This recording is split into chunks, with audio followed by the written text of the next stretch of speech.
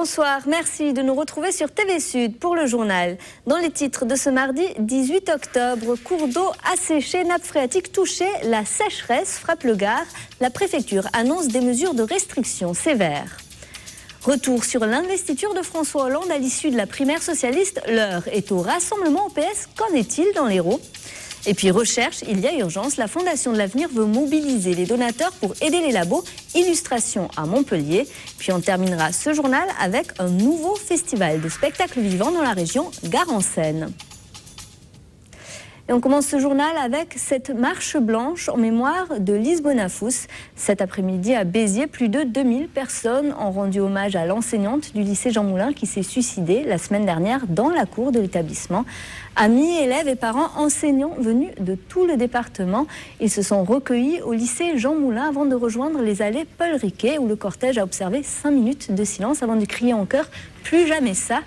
Demain, à Montpellier, enseignants et syndicats de l'éducation nationale appellent à une manifestation pour dénoncer leurs conditions de travail. Le Gard en situation de sécheresse alarmante. Il n'a pas plu sur le département depuis fin août. Du coup, certains cours d'eau sont passés sous leur seuil critique et les nappes phréatiques sont touchées. La préfecture vient de prendre des mesures de restriction sévères pour certaines zones. Les explications avec Franck Chassagnon. Chaque jour, les techniciens de Rivière parcourent les cours d'eau du département du Gard. Et cette année, depuis quelques semaines, c'est le même constat.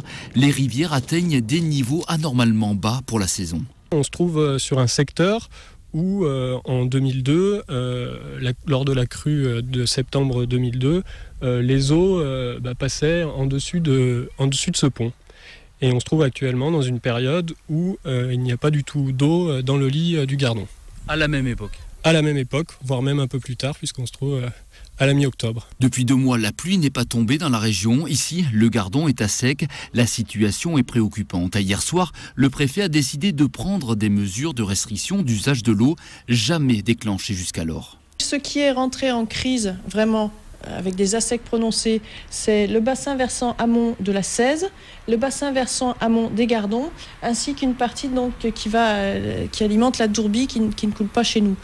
Et donc là, en crise, donc restriction maximale avec interdiction de tout prélèvement, sauf pour l'eau potable, l'abreuvement des animaux et bien sûr l'incendie. On commençait à vivre des assecs très importants, plus importants que depuis les 20 dernières années. Donc nous avons été dans l'obligation de prendre des mesures de restriction très importantes, même si effectivement aujourd'hui, à cette saison, il y a moins de prélèvements agricoles notamment et moins d'usage touristique également. Donc l'impact est moindre. Par contre, le peu qui reste dans les cours d'eau, il faut absolument qu'on puisse le sauvegarder pour le milieu aquatique. Même si la pluie est attendue demain, il faudra beaucoup de temps pour retrouver une situation normale. La première pluie ne sera pas forcément très efficace. Ce qu'il faudrait, c'est qu'ensuite il y ait d'autres pluies qui ne soient pas trop violentes, mais plutôt régulières. Celle-là serait très utile pour recharger les nappes. En attendant la pluie, les mesures de restriction d'usage de l'eau sont prescrites jusqu'au 30 novembre. Vous l'avez peut-être vu rouler aujourd'hui. La ligne 3 du tramway de Montpellier effectue depuis ce matin des essais sur la route de la mer. Les rames effectuent le trajet entre l'avenue Raymond-Dugrand et le parc des expositions à vide sur 7 km. Il s'agit de la suite des essais techniques commencés cet été à la Mosson. Et aujourd'hui, le test était plutôt réussi, ce qui est aussi synonyme de fin prochaine des travaux. Une bonne nouvelle pour les automobilistes montpelliérains, comme l'explique le président de Montpellier Agglomération. Aujourd'hui, on a lancé les essais techniques de la ligne sur le tronçon de voie qui va du départ de l'avenue Raymond-Dugrand et avenue Georges Frêche vers Pérols. Donc un tronçon de 7 km sur lequel le tramway maintenant va réunir la ville-centre dans son évolution depuis 30-40 ans en direction du littoral, en direction de la mer. Et c'est un des tronçons, c'est le tiers en gros de cette ligne qui est testé techniquement pendant quelques semaines.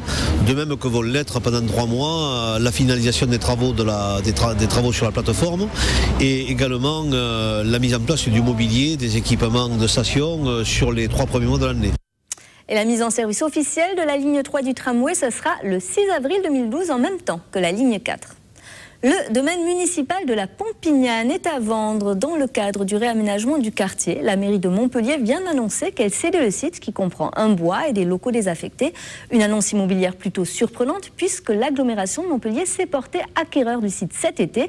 Mais la ville n'a pas donné suite. Elle souligne que l'acheteur devra conserver une partie du bâti existant. Le prix du site est estimé entre 2,5 millions et 5 millions d'euros. 2011, une année en demi-teinte pour la promotion immobilière de la région. Ce matin, la Fédération des promoteurs immobiliers du Languedoc-Roussillon présentait les premiers résultats 2011. Les promoteurs qui s'inquiètent notamment de la diminution annoncée des avantages type loi Cellier qui dissuadent les investisseurs. Pour le reste, le marché régional est assez contrasté. Dans le Gard, par exemple, l'offre est très faible, comme l'explique Philippe Rouboué. On a un gros problème d'offres, PPRI sur Nîmes, les services de l'État et la ville travaillent là-dessus. Ce manque d'offres est caractéristique. On avait 191 logements à l'offre il y a 3 mois, on en a 400 aujourd'hui, c'est ridiculement bas. On ne peut pas parler de marché à ce niveau-là quand on a une ville de 200 000 habitants. Marché montpelliérain résiste, on est quasiment étal sur le nombre de réservations par rapport à 2010. Bon, mais c'est dû à l'attractivité forte, les équipements publics de Montpellier, la communication de cette ville vis-à-vis de l'extérieur. Elle est très attractive, il y a des emplois et donc ce marché reste dynamique. À Nîmes, la Chambre de commerce et d'industrie tire la sonnette d'alarme. Selon une étude à paraître, boutiques et restaurants du centre-ville se portent mal. En cause, essentiellement, les nombreux chantiers qui perturbent l'accès au commerce. Aujourd'hui, la CCI de Nîmes réclame donc l'ouverture du dialogue entre les commerçants et la ville et propose une série de mesures. En premier lieu, la tenue très prochaine d'assises du commerce. On écoute le président de la Chambre de commerce et d'industrie au micro d'Olivier Michel. Pour sauver le commerce, il faut vraiment aujourd'hui se mettre autour d'une table pour construire un plan d'action sur plusieurs années, sur 3 ans, et apporter des solutions pour ramener de l'accessibilité et donc des gens qui vont fréquenter les commerces à Nîmes, retravailler sur l'animation, retravailler sur l'offre commerciale. Il y a aujourd'hui une réelle nécessité d'avancer là-dessus. Nous allons le faire avec nos services, nous allons le faire avec les commerçants et nous tendons la main à l'ensemble des acteurs et bien entendu aux acteurs politiques. Il y a vraiment du travail à faire parce que les commerçants souffrent, les commerçants sont dans une situation catastrophique pour un certain nombre d'entre eux et on ne peut pas se résoudre à cela. L'heure est à l'unité au Parti socialiste après l'épisode de la primaire et l'investiture de François Hollande dimanche à l'issue du second tour. Plus question de division entre aubristes et hollandais, mais qu'en est-il de la fédération héroltaise du Parti socialiste et des exclus de la région? État des lieux le soir du second tour par Olivier Roiran. Regardez. On a gagné, on a gagné. Le ton était donné dimanche soir au QG montpelliérain de François Hollande, même si le message officiel et universel à l'issue du deuxième tour, c'était pas de gagnant ni de perdant. Ceux qui avaient suivi Georges Frêche l'an dernier pour les régionales tenaient leur revanche sur Martine Aubry, qui les avait exclus du PS. Peut-être la fin d'une histoire et le début d'une autre. On a été traîné dans la boue, on a eu beaucoup de difficultés, mais on s'est accroché. Nous sommes toujours socialistes, bien sûr, et je ne voudrais retenir qu'une chose. C'est une victoire de la démocratie, c'est une victoire de la solidarité, et aujourd'hui, il faut qu'on se rassemble tous pour que finalement, on exécute, on dégage de Sarkozy. C'est ça notre combat. Donc, on ne va pas continuer une guerre picocoline, ça suffit. C'est plus diviser pour mieux régner, mais c'est réunir pour mieux régner. Je pense que là, cette semaine, la fumée blanche va sortir et on aura un travail intelligent, que ce soit avec la fédération, localement, avec la tutelle et avec toutes les bonnes énergies. Un ennemi, Sarkozy. L'objectif est clair, seulement voilà, ce QG de François Hollande, mis en place par Robert Navarro, ancien patron socialiste de l'Hérault, exclu et poursuivi par le PS, symbolise bien les divisions encore bien réelles dans le département et une partie de la région. Alors oui, le discours de Martine Aubry dimanche soir a bien été applaudi par certains ici, pendant que d'autres demandaient sa démission à la tête du PS. Dans ce QG tout proche de l'hôtel de région, il y avait aussi ceux qui préparaient d'autres échéances. C'est la campagne des municipales qui est déjà partie. Oui, Fanny. Oui.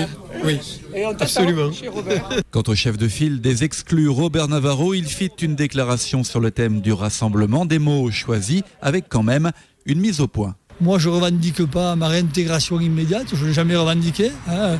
Je ne réintégrerai pas un parti qui m'a exclu sans m'entendre, sans m'auditionner.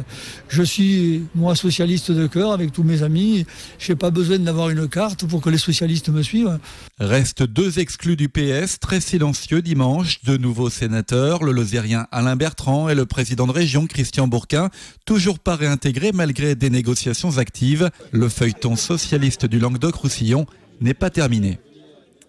En Languedoc-Roussillon, 9% des députés seulement sont des femmes, 6% des sénateurs. La parité en politique, c'est le thème du débat qui ouvrait ce soir un cycle de réflexion sur la place de la femme dans la société.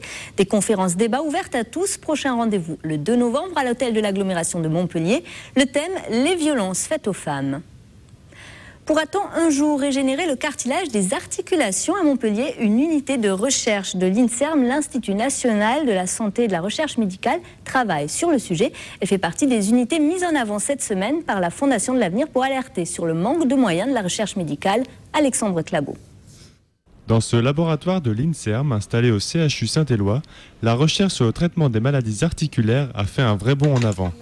L'équipe du professeur Jorgensen a développé une technique permettant de recréer les cartilages endommagés par les maladies articulaires. L'idée est d'obtenir du patient lui-même du tissu adipeux et on extrait des progéniteurs qu'on va retrouver dans le tissu adipeux. Et on est ensuite capable de pousser ces cellules à former un tissu cartilagineux et qu'on va ensuite replacer directement dans l'articulation pour que ça recouvre et que ça remplace le tissu lésé. Et donc comme ça on espère obtenir un résultat fonctionnel et réduire la douleur, réduire l'inflammation par ses propriétés très spécifiques des cellules souches adultes. À l'issue d'un processus d'observation et de recherche long et coûteux, ce traitement empêchera la dégradation du cartilage au lieu de la compenser par une prothèse comme on le fait aujourd'hui. Les cellules souches peuvent être intéressantes pour réparer le cartilage qui va être détruit.